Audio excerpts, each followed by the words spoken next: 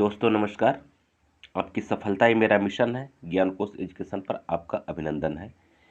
मित्रों, इस समय आप तो देख रहे हैं आपके अपने चैनल ज्ञान कोश एजुकेशन के माध्यम से टीजीटी, पीजीटी, नेट, जेआरएफ या अन्य हिंदी से संबंधित कॉम्पिटिटिव एग्जाम की तैयारी करवाई जा रही है। इस समय परीक्षा के बदलते हुए परिवेश को देखते हुए और परीक्षा के पैटर्न को देखते हुए हम लोगों को भी अपनी तैयारी में कुछ परिवर्तन करना पड़ेगा, जिसमें कि आप जैसा कि देख रहे हैं कि हर एक परीक्षाओं में कथन से ज़्यादा प्रश्न उठाए जा रहे हैं। मतलब प्रमुख आलोचकों के क्या कथन है उससे ज़्यादा प्रश्न आ रहे हैं और बच्चन सिंह से अब ज़्यादा प्रश्न उठाए जा रहे हैं। पिछला 2021 का अगर टीईटी पेपर देखें तो बहुत ज़्यादा प्रश्न बच्चन सिंह जी से उठाया गया था। तो आज हम लोग इस वीडियो में ये बच्चन सिंह के कथन को तो पढ़ेंगे ही पढ़ेंगे और भी बहुत सारे महापुरुषों के कथन को पढ़ेंगे। तो इस तरह से आज का वीडियो बहुत इंपॉर्टेंट है, आप अंत तक बने रहिए और निश्चित रूप से यहाँ से इस तरह से धीरे धीरे हम और भी क्वेश्चन लाएंगे और आपकी तैयारी कंप्लीट करवाने का भरसक पूरा हम प्रयास करेंगे। ठीक है ना? मतलब कथन से संबंधित तैयारी, बाकी तो तैयारी कंप्लीट हो ही रही है, हो ही जाएगी। अब इसके लिए आपको करना क्या है? अगर कंप्लीट तैयारी करना है तो मैं आप सभी लोगों से एक निवेदन करना चाहूँगा कि इस चैनल के प्लेलिस्ट में जाएं। वहाँ 4-5 प्लेलिस्ट आपको मिलेगा और कुल प्लेलिस्ट मिला करके आपको कम से कम 250 से 200 वीडियोज़ वहाँ मिले हुए हैं, पड़े हुए हैं। आप वहाँ से देख सकते हैं, उसको पढ़ सकते हैं, उसकी तैयारी कर सकते हैं। वह सब वीडियो बहुत इंपॉर्टेंट है और आपके परीक्षा के लिए मील का पत्थर साबित हो सकता है। तो चलिए ज़्यादा हम लोग नहीं बात करते हैं, सीधे हम लोग अपने टॉपिक पर आते हैं। और आगे बढ़ने से पहले वीडियो को लाइक और शेयर कर दीजिए और अगर नए हैं तो आप इसको सब्सक्राइब कर लीजिए। चलिए आगे देखिए।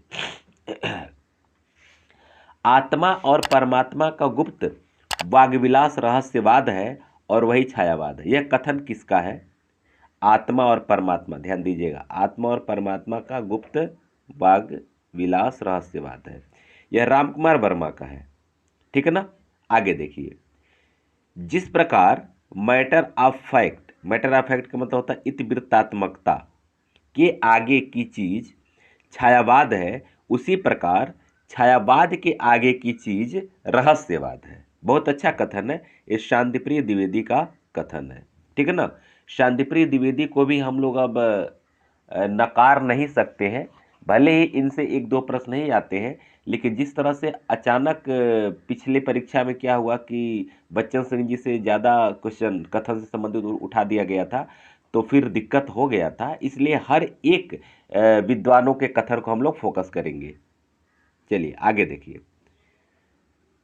कविता के क्षेत्र में पौराणिक युग की किसी घटना अथवा देश की सुंदरी के बाह्य वर्णन से भिन्न जब वेदना के आधार पर स्वानुभूतिमय अभिव्यक्ति होने लगी, तब हिंदी में उसे छायावाद के नाम से अभिहित किया गया।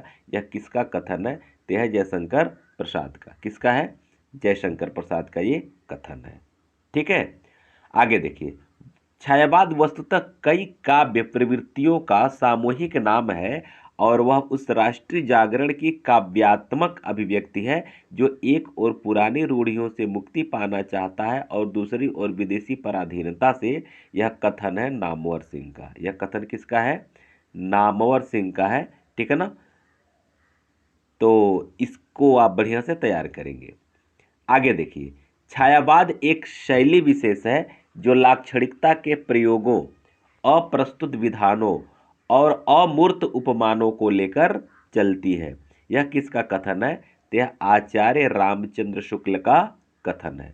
अब जिसे देखिए, इसको तैयार करने में अगर छायावाद के संबंध में यह कथन है तो 2-3 वाक्य, 2-3 शब्द आपको देखना होगा, जिसे लाक्षणिक प्रयोग, अप्रस्तुत विधान या अमूर्त उपमान, ये सब शब्द कहीं अगर दिखते हैं तो आप सीधे रामचंद्र शुक्ल को कर देंगे। ठीक है ना? लाक्षणिकता है, अप्रस्तुत विधान है, अमूर्त उपमान है। आगे देखिए। कामायनी मनोविज्ञान की ट्रीटाइज है। देखिए, यह कथन है डॉक्टर नगेंद्र का। कामायनी मनोविज्ञान की ट्रीटाइज है। ठीक है, आगे देखिए। कामायनी हर आधुनिक समीक्षक और आलोचना के लिए भी परीक्षा स्थल है। यह किसका कथन है? रामस्वरूप चतुर्वेदी का। आगे देखिए, मुक्तिबोध का कामायनी संबंधी अध्ययन फूहड़ मार्क्सवाद का नमूना है। यह कथन किसका है? बच्चन सिंह का। ठीक है ना। मुक्तिबोध का कामायनी संबंधी अध्ययन और मार्क्सवाद का नमूना है।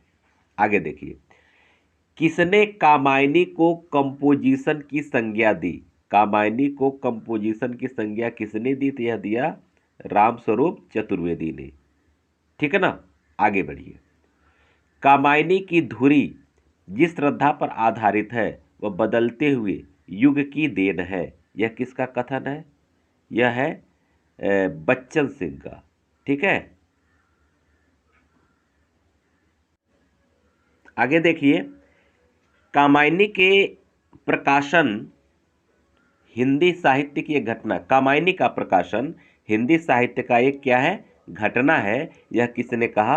रामनाथ सुमन ने कहा। ठीक है।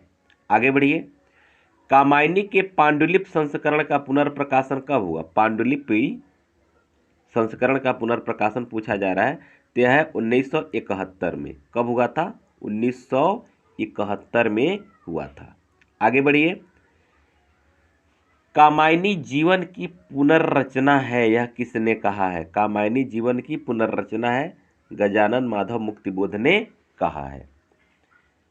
ठीक है दोस्तों, अगर आप इसका इसका PDF प्राप्त करना चाहते हैं तो मेरे टेलीग्राम चैनल का लिंक इसी वीडियो के डिस्क्रिप्शन में है। वहाँ जाएं, वहाँ से आप इस PDF को प्राप्त कर सकते हैं। और वहाँ क्यूज के रूप में मैं और भी अच्छे अच्छे प्रश्नों का क्यूज मोड में कराता रहता हूँ। वहाँ से भी आप अपनी तैयारी कर सकते हैं। ठीक है। और वीडियो के डिस्क्रिप्शन में बहुत सारा प्लेलिस्ट का लिंक भी है। आप वहाँ से भी उन प्लेलिस्ट को खोल करके देख सकते हैं और अपनी तैयारी पुख्ता कर सकते हैं। बस एक निवेदन है कि लाइक, शेयर और सब्सक्राइब कर लीजिए। आगे देखिए, प्रगतिवाद छायावाद की भस्म से पैदा नहीं हुआ बल्कि उसका गला घोट करके पैदा हुआ। बहुत अच्छा कथन है। किसका कथन है? प्रकृतिवाद छायावाद की भस्म से नहीं पैदा हुआ बल्कि उसका गला घोट कर पैदा हुआ। यह कहना है डॉक्टर नगेंद्र का। आगे देखिए, किस पत्रिका में प्रगतिवादी आंदोलन का विरोध हुआ था? प्रगतिवादी आंदोलन का विरोध हुआ था किस पत्रिका में? तो विशाल भारत में। ठीक है ना। शोषकों के विरोध एवं शोषितों के प्रति सहानुभूति किस धारा की विशेषता है? तो दोस्तों यह विशेषता है प्रगतिवाद का। आप इसको जानते भी हैं। प्रगतिवाद का संबंध किस दर्शन से? बहुत अच्छा प्रश्न है। प्रगतिवाद का संबंध किस दर्शन से है? तो वह दर्शन है आपका मार्क्सवाद। ठीक है ना। किस दर्शन से? तो मार्क्सवादी दर्शन से है। आगे देखिए, भारत में प्रगतिशील साहित्य की आवश्यकता, यह लेख किसका है? भारत में प्रगतिशील साहित्य की आवश्यकता, तो शिवदान सिंह चौहान का। पांचाली प्रबंध किस प्रगतिवादी कवि की रचना है? तो रांगे राघव का है। किसका है? रांगे राघव का है ये। आइए, केदारनाथ अग्रवाल गहरी जीवन आस्था के कवि हैं। मैं समझता हूं यही उनके व्यक्तित्व का बीज गुण है। यह कथन किसका है? तो यह अमृत राय का। यह कथन किसका है? अमृत राय का है। डॉक्टर बच्चन सिंह ने खड़ी बोली का प्रथम प्रगतिवादी काव्य किसे माना है? खड़ी बोली का प्रथम प्रगतिवादी काव्य किसे माना है? तो युगवाणी को माना है, जो कि पंत जी की रचना है। क्या है? युगवाणी। आगे देखिए, डॉक्टर गणपति चंद्रगुप्त ने कालक्रम की दृष्टि से प्रथम प्रगतिवादी काव्य और कवि किसे माना है? कालक्रम की दृष्टि से प्रथम प्रगतिवादी कवि तो यह माने हैं रामेश्वर करुण की करुण सतसई से। ठीक है ना। आइए, केदारनाथ अग्रवाल प्रारंभ में किस उपनाम से रचना करते थे? तो आप जानते हैं बालेंदु के नाम से करते थे। देश विदेश की कविताएं शीर्षक अनुवाद किसने किया है? तो केदारनाथ अग्रवाल ने किया है। किसने किया है? केदारनाथ अग्रवाल ने किया है। ठीक है, आगे देखिए। नागार्जुन की खड़ी बोली में सर्वप्रथम प्रकाशित रचना कौन सी है? तो यह जो है राम के प्रति इनकी एक रचना है, 1935 में आई थी और विश्व बंधु पत्रिका में प्रकाशित हुई थी। यही नागार्जुन की खड़ी बोली की प्रथम प्रकाशित रचना है। आगे देखिए, नागार्जुन साहित्य का मैनिफेस्टो किस कविता को कहा गया है? प्रगति का मैनिफेस्टो बनो, ये क्या कहते हैं साहित्य, नागार्जुन साहित्य का मैनिफेस्टो किस कविता से कहा जाता है? तो हिंसा प्रतिहिंसा का स्थायी भाव है। प्रतिहिंसा ही स्थायी भाव है, यह नागार्जुन ने ही कहा है। आगे देखिए,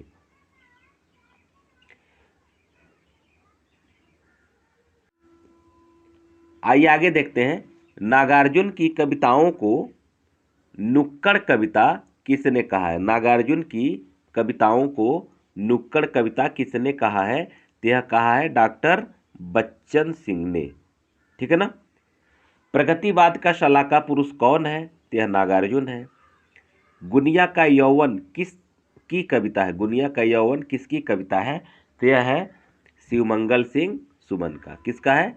शिवमंगल सिंह सुमन का है।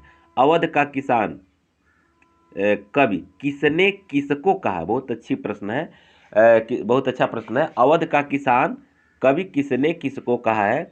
तो अवध का किसान कहा जाता है त्रिलोचन को, और किसने कहा है? तो मुक्तिबोध ने कहा है। मुक्तिबोध ने त्रिलोचन को अवध का किसान कवि कहा है। आइए आगे बढ़िए। अजय खंडहर किसकी रचना है? तो अजय खंडहर, और हाँ आगे कहता है और इसके शीर्षकों का नाम क्या है? तो रांगे राघव की रचना है ये। ठीक है ना। और इसके शीर्षक के जो नाम है, अब झंकार है, ललकार है, हुंकार है, यह 3 शीर्षक से इन्होंने अजय खंडहर की रचना की। अमोला काव्य की भाषा क्या है? तो अमोला काव्य की भाषा ये अमिसप्रिंट है, अवधि है, केवल अवधि जानिए। ये क्या है? यह अवधि है। ठीक है ना, अवधि। माझी न बजाओ बंसी मेरा प्रण टूटता किसकी पंक्ति है? तो यह पंक्ति है केदारनाथ अग्रवाल की। तो इस तरह से इतना कथन आज, इसके पास और भी मैं कथन लेकर के आऊँगा, और इसी तरह से धीरे धीरे हर एक पोर्शन की तैयारी यहाँ से आपकी हो जाएगी। वीडियो कैसा लगा कमेंट करके अवश्य बताएं। आप कमेंट कम कर रहे हैं, अच्छा लगे तो भी, खराब लगे तो भी, खराब लगे तो भी कीजिए सर, ऐसा वीडियो हम लोगों को नहीं चाहिए। हम लोग इसको जानते हैं, कुछ और वीडियो लाइए, तो फिर मैं थोड़ा सा ट्रैक चेंज कर दूंगा, कुछ दूसरा वीडियो लाऊंगा। तो ये सब आप अपने हिसाब से जब कमेंट करेंगे तभी हो पाएगा। ठीक है, चलिए हम लोग मिलते हैं अगले वीडियो में। आप सबको बहुत बहुत धन्यवाद, और जाते जाते लाइक शेयर और सब्सक्राइब करना मत भूलिए।